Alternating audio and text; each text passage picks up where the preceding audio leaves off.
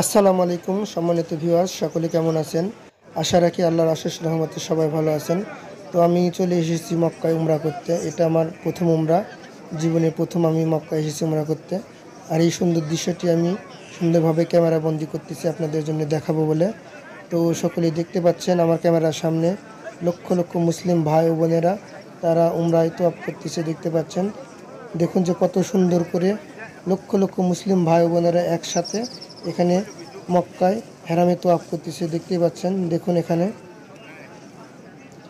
এই সুন্দর দৃশ্যটি আমি আপনাদের সঙ্গে শেয়ার করার জন্য ক্যামেরায় বন্দি করলাম। দেখুন যে কত সুন্দর একটি দৃশ্য।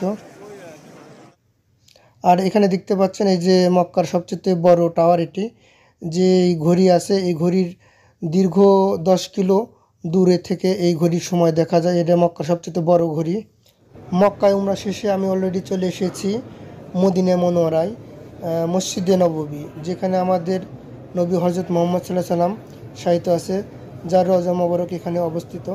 তো আমি এখানে প্রথমে এসেই আগে নবীজির রওজা মোবারক জিয়ারত করলাম। নবীজির রওজা মোবারক জিয়ারত শেষে এখানে ইসলামের যে ইতিহাস, প্রত্যেকটা ইতিহাস এখানে আরবি হরফে বড় করে সুন্দরভাবে তুলে ধরা আছে।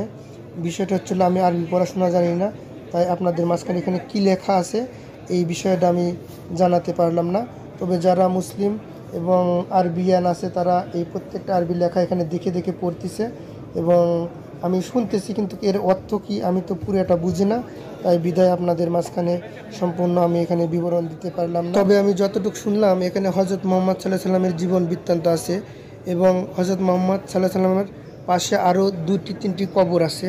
আমি সঠিক জানি না যে কাদের কবর আছে, সেসব বিস্তারিত বৃত্তান্ত এখানে এই আরবি বড় হরফে লেখা আছে।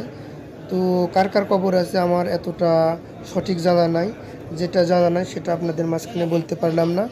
তবে এতটুকু বলতে পারি, এখানে আসলে পালা আল্লাহর অশেষ একটা নিয়ামত, মানে আসলে পালা কলিজার ভিতরে একটা শান্তি পাওয়া যায়, একটা তৃপ্তি উপলব্ধি করা যায়। তো সকলকে আল্লাহ যেন একবার হলে বলা এই নবীর দেশ সৌদি আরবে, সোনার মদিনা মক্কা সহ যাতে ঘুরে যাওয়ার মতো তৌফিক দান করেন আল্লাহ তাআলা। তো সকলের কাছে এই দোয়াই করি, সকলে ভালো থাকবেন। আজকে ভিডিও এই পর্যন্ত।